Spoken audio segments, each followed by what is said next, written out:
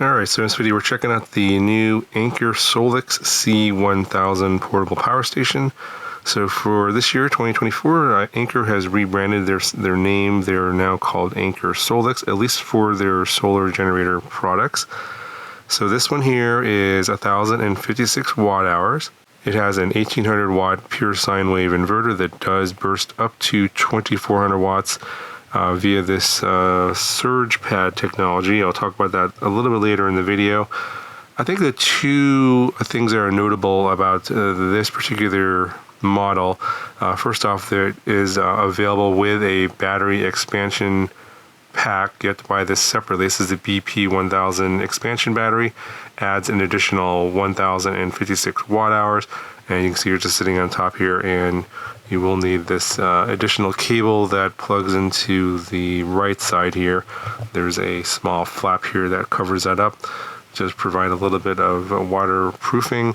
But yeah, in order for the expansion battery to be connected, you do need this cable here, and it doubles the total capacity from 1,056 watt hours, basically 1 kilowatt hour, and then with this expansion battery you have 2 kilowatt hours available to you, which is a pretty nice setup. We'll talk about what's in front here in a second. On the right, you have the AC plug here for AC charging. You have a fuse reset button here and an XT60. And on the XT60, it does, if it's for solar charging, and you can also charge your power bank here off of your car cigarette lighter. There's a cigarette lighter adapter, I'll show you there in a second. But the voltage range here is 11 to 32 volts at 10 amps and 32 volts to 60 volts at 12.5 amps. And so this one has for this size, one of the larger capacities for solar charging. So if you have enough solar panels, you can charge up to 600 watts, which will charge this if you have it by itself, obviously in probably about an hour and a half. If you have the expansion battery, it'll obviously take twice as long, about 3 hours at 600 watts. So here are the rest of the cables that came with the power station. So you get this solar charging cable. It's XT60, and it has a splitter, so it'll split off to 2 solar panels. Kind of nice, pretty long. This is your AC charging cable, so just plug it into the wall if you have AC charging available, AC power, and then this is the cigarette lighter adapter to XT60, so you can use this to charge from your car if you want to do that. And then you get some documentation here, some QR codes, if you get the actual user guides. So there will be downloadable PDF files that'll have actually full documentation. I guess they're saving some paper here. There's not that much information here. You have some information on your 5-year warranty, of course, and then this is the QR code for the user guide for the expansion battery. All right, so taking a look at the front here, you have your car socket standard here. So for a lot of 12-volt devices, you can plug that in here. You have a little light here or button here turns on this section. And then you have a section here that turns on the AC section here. That's this button right here. And you can hear the inverter turn on there. So you have 6 outlets here. They all have the third pin right here, the third prong. And then this one here is a special one. I think I forget the name of this one I put up on the screen if I can remember to put that in. But I think that's a special plug for certain higher amp devices.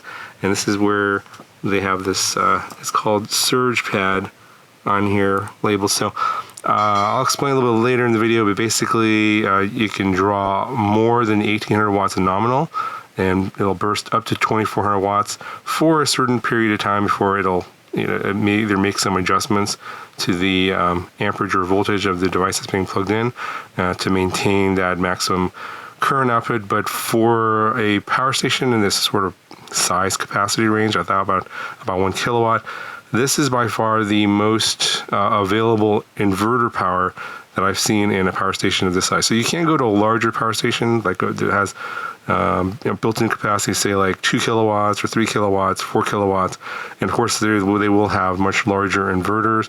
But for this size capacity, about 1 kilowatt, this is the largest inverter that I've ever seen out of this setup here. Obviously you can go to the expansion battery to get to 2 kilowatts here, and that's probably why you want the additional inverter capabilities.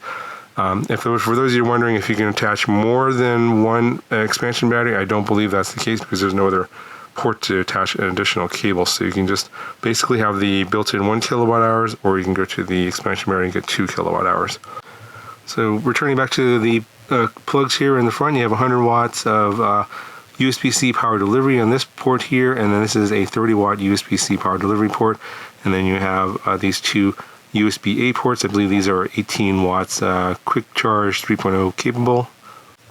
See a little blinking light here. This is for the app. I'll show you that here in a second, a little later in the video. You can download that to your smartphone and then control the functions and see some information on the power station from basically the wireless connection. So this one here is different. This one has, so a lot of power stations have apps you can connect via Bluetooth. This one has Bluetooth and Wi-Fi. So the difference with Wi-Fi is if you have this connected to your home network and you want to be able to control the power station when you're perhaps not at home, you can do that with this model. And I think this is the first one I've seen that has this capability where you can actually control it remotely, like truly remotely, like not just within a few feet of the power station like a lot of them do with Bluetooth. You can actually control this wirelessly and remotely from a different location completely. Another thing to note about the size of the power station, I'll put the dimensions of the power station here and the weight along with the expansion battery. I'll put it here on the screen so you can get an idea of what I'm talking about. But for this capacity, for a 1 kilowatt power station, this is the smallest one I've seen in terms of dimensions and weight. They've really packed in the energy density, and this one is definitely on the high side. And just comparing it to one of the more recent power stations I reviewed, the Bluetti, that one's only like a half a kilowatt for like 500 watt hours. And when you compare this one next to the Bluetti, it's not that much larger. Maybe it's just a tiny bit larger, but you get twice the capacity in terms of watt hours, but for not much of a larger footprint and not much more weight. So this is definitely a plus for the Anker C1000. Okay, so in terms of the charging and discharging behavior of the power station when it is attached to the expansion battery. So what happens is when, for example, here we're at 29% and 32% here, when you charge up the power station, it'll charge up the main power station first before it will charge the expansion battery. It doesn't charge them at the same time. So it charges up the main power station. Basically, it'll reach 100%. And then once it has hit 100%, it'll click over, and you'll hear like something going on inside the power station internally. Clicks over, and then it'll start charging the expansion battery, and then you'll see the lights on the expansion battery start blinking, and then you'll see the percentage go up on the expansion battery. So you can see the main battery is at 29%, and the expansion battery is at 32%.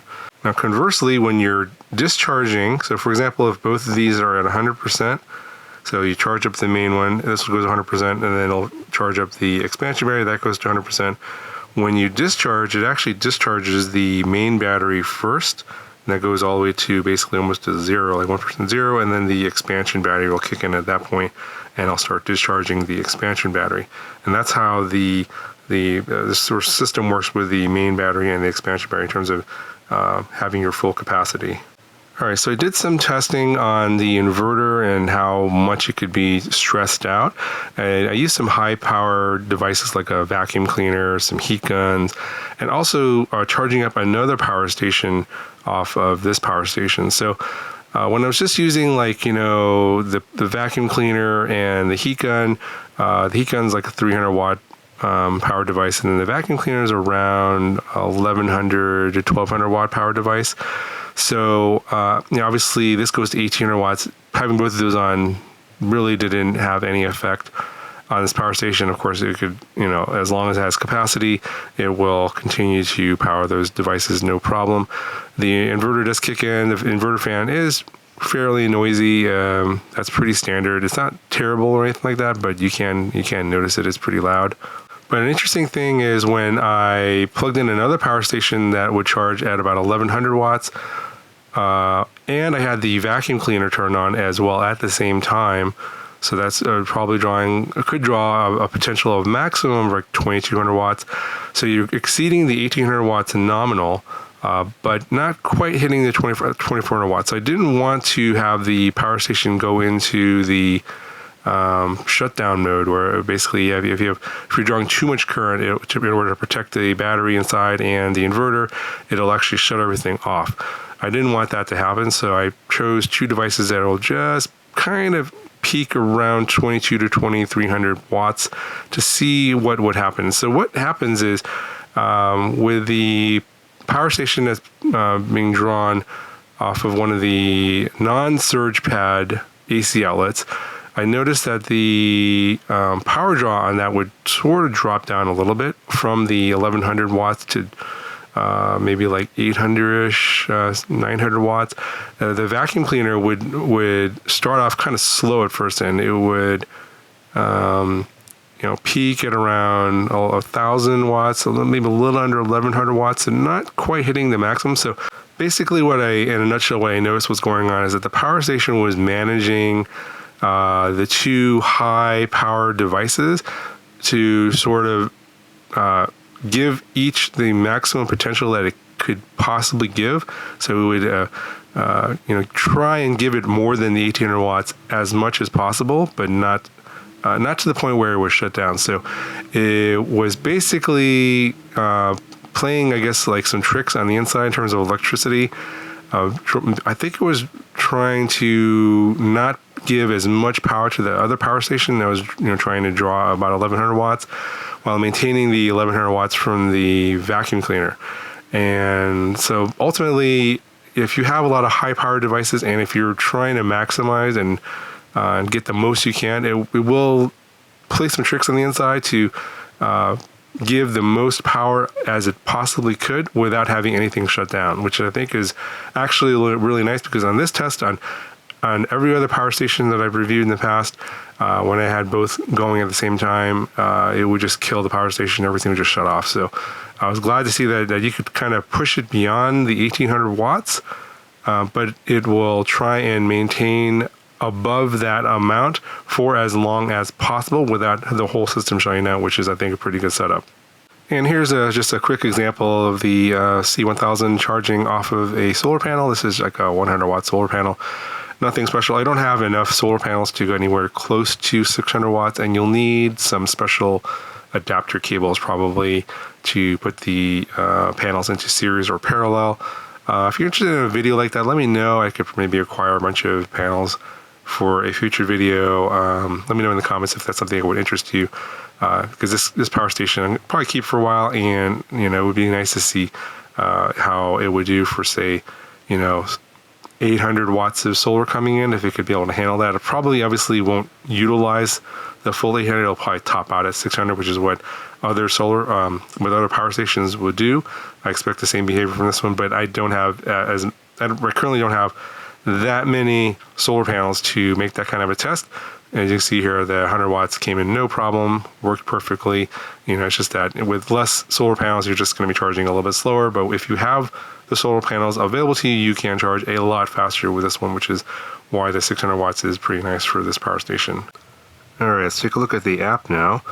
Go ahead and launch it, and we'll connect to the C1000. So I'm connecting via Bluetooth currently, and of course I'm right next to the power station, so that's fine. If you want to connect via a Wi-Fi, you have to go into the settings here, and you're going to scroll down. There's going to be this section here called Wi-Fi. Click that. Now, what you'll need to do is you'll need to create an account and sign in, create a login, sign in, and then you'll be able to connect to your home Wi-Fi network or whatever you want the power station to connect to. So then once you set that up, the power station will then connect to your home Wi-Fi, and at that point you'll be able to log into your Anker account and then connect to the power station through that remotely. So you can then be off of the whatever network you're on at home. If you're, as long as you have some sort of cell service, you'll be able to connect to the power station from the internet. But as far as I know, the interface here and everything you'll be able to see and control is going to be the same whether you're using Bluetooth or Wi-Fi. So I just want to let you know that you can connect via either Bluetooth or Wi-Fi, and the things that you can do are going to be the same. So here's the basic interface here. You can see that it shows the power station itself being charged right now is at 36%. The expansion battery is waiting for the main battery to fully charge before it starts charging. It's currently at 31%. And on here you can see what the battery temperature is, 75 degrees Fahrenheit for the main battery and 71 for the secondary battery. You have your different inputs here. So obviously under DC input, there's nothing going on right now because there's no solar panels being connected, or is that connected to via the XT60. It's only AC right now. 618 watts currently. That's the nominal input on AC. It can go out, burst up to 1,000 watts, I believe. But if you want ultra fast charging, if you click on this here, shows you a little tip here, says it can only be turned on when charging. Regular charging is best to protect the battery. Only turn on when necessary. So this basically, you only want to turn this on if you really need to speed up your charging, if you need to charge up really fast for whatever reason. And then if you click on this, it should bump this up to like 1,300 watts, I believe. There we go. 1379, and you can also see it reflected here on the display. 1379, it should match. And then your recharge time here now has gone down to 1.2 hours. You see right there on the display over here. So this is, you probably don't want to use this all the time, just to maintain the longevity of the battery. Obviously you want to charge it slower so that you'll have a longer lifetime for the battery. But in some instances when you want to charge it faster, you can use it occasionally. I think that should be fine. You can hear that the inverter, the internal inverter on the power station is turned on. It's probably audible, at least you should be able to hear it now.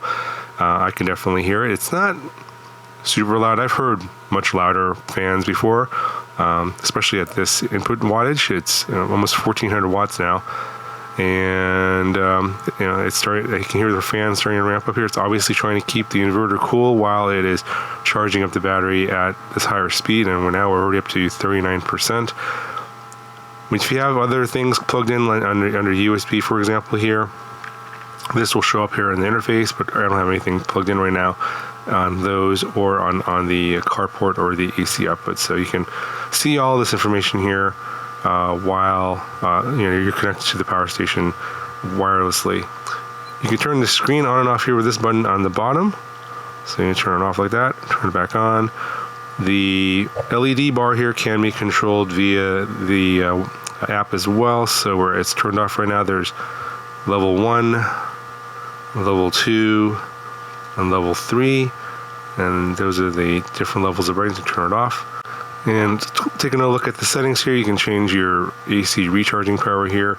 So that is under nominal, not the ultra fast charging. You can set it to 1,000 watts. So let's go back. Let's turn the ultra fast charging off. Okay, so now we should come back down. So now we're at 989. It should come back down to like, I believe 600-ish. No, maybe not. Looks like it's staying around 990.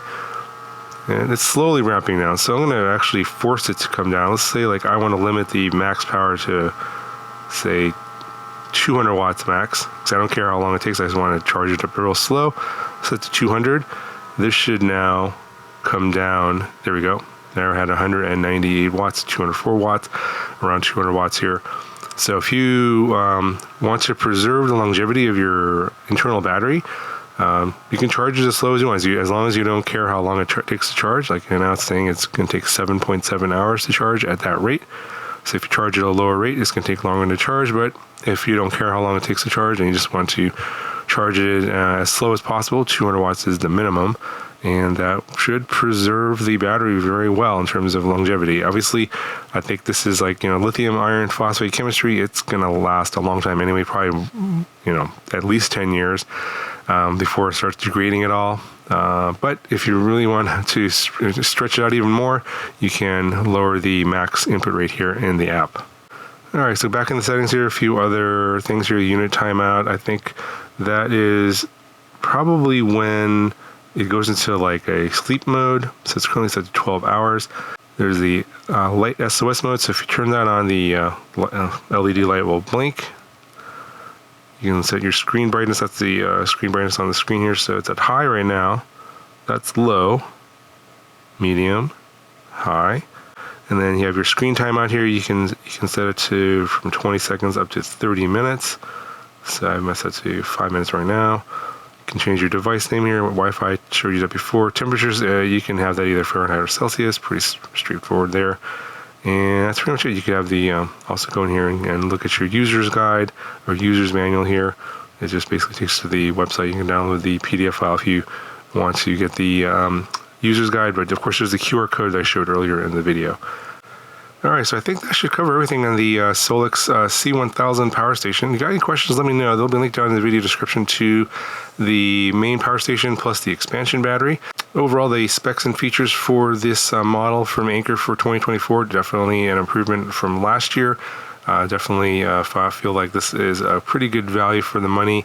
I think there's going to be a pretty big coupon code, at least I believe on Amazon, I think $350 off. So check the links down in the video description. Those things will change over time. Sometimes it'll be more, sometimes it'll be less. So check the link and you'll see what kind of discount there'll be for this power station. I think it's a pretty good value. That'll do it for this video. I'll talk to you guys in the next one.